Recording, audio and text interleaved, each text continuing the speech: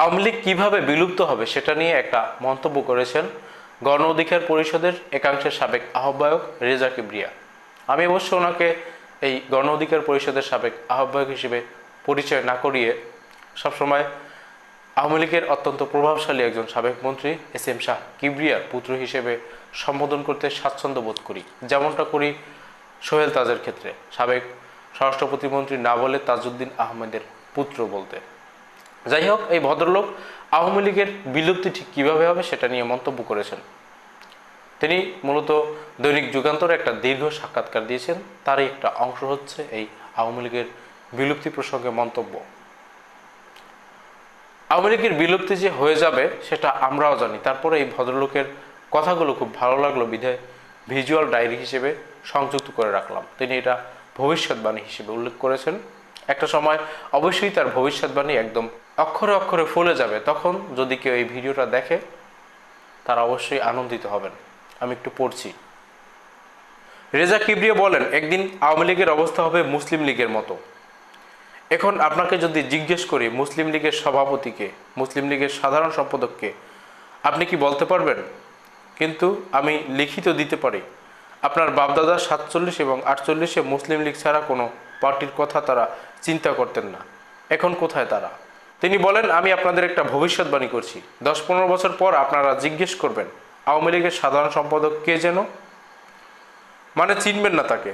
ইফতার পার্টিতে বামপন্থী ও কমিউনিস্ট পার্টির দালালরা এবং জাতীয় পার্টির নেতারা তাদের ডাকবে, কিন্তু সাধারণ মানুষ আর চিনবে না এরা কে, সভাপতি কে ও সাধারণ সম্পাদক কে। আওয়ামী লীগ এভাবে বিলুপ্ত হয়ে যাবে শেখ পরিবারের জন্য। বিশেষ করে শেখ হাসিনা তার বাপের দলটাকে ধ্বংস করেছে, এই কৃতিত্ব ওনাকে দিতেই হবে, কারণ আওয়ামী লীগকে ধ্বংস করার জন্য বিএনপি কিছু করতে পারেনি, কিন্তু শেখ হাসিনা পেরেছে, এই কৃতিত্ব ওনাকে দেওয়াই উচিত। এরপরে তিনি শেখ হাসিনাকে ফিরিয়ে আনার বিষয়ে ভারতের সাথে কিভাবে কি আলাপ করতে হবে, কিভাবে ডিল করতে হবে সেই বিষয়ে বলেছেন। যাই হোক, সেটা আর পড়ছি না। রেজা কিবরিয়ার এই যে মন্তব্যটা সত্যিকার অর্থেই ভালো লাগলো। আওয়ামী লীগের জন্য এরকমই কিছু ভবিষ্যৎ অপেক্ষা করছে। আর শেখ হাসিনাকে যে আওয়ামী লীগ ধ্বংসের জন্য, আওয়ামী লীগের বিলুপ্তির জন্য দায় করেছেন, এটা একটা পারফেক্ট কথা। শেখ হাসিনার সম্পর্কে আমি যতদূর শুনেছি, মতিউর রহমান রিন্টু তার বইতে নাকি লিখে গিয়েছেন যে শেখ হাসিনা যখন প্রথম বাংলাদেশের প্রধানমন্ত্রী হন তখন এই বাংলাদেশের সব মানুষের বিচার করবেন বা সব মানুষের উপরে প্রতিশোধ নেবেন, এমনটাই বলেছিলেন। যে জাতি শেখ মুজিব হত্যার প্রতিবাদ করেনি তাদের বেঁচে থাকার অধিকার নেই, বা এরকম কিছু একটা বলেছেন।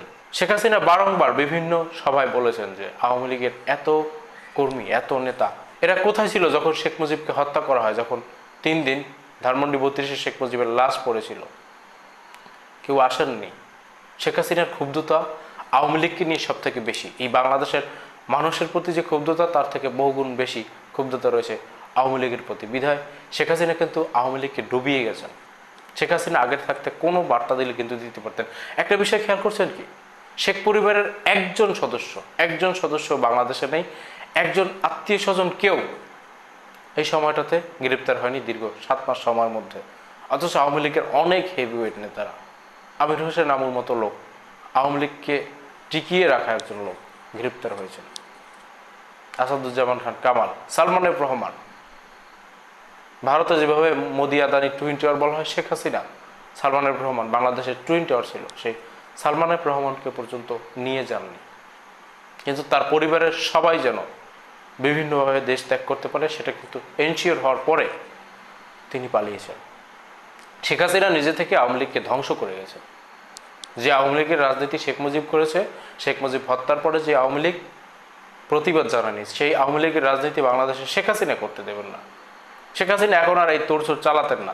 শেখ হাসিনাকে দিয়ে ভারত চালাচ্ছে বিধে শেখ হাসিনা এই তোড়জোড় করছেন। শেখ হাসিনার যে উদ্দেশ্য সেটা অলরেডি সফল হয়ে গেছে। শেখ হাসিনা আওয়ামী লীগের প্রতি প্রতিশোধ নিতে চেয়েছিলেন, সেটাও হয়েছে। আর আওয়ামী লীগ বিলুপ্ত হওয়ার অবদান শেখ হাসিনাকে অবশ্যই দেওয়া উচিত। রেজা কিবরিয়ার প্রত্যেকটা মন্তব্য আমার ভালো লেগেছে, আমি সমর্থনও করছি।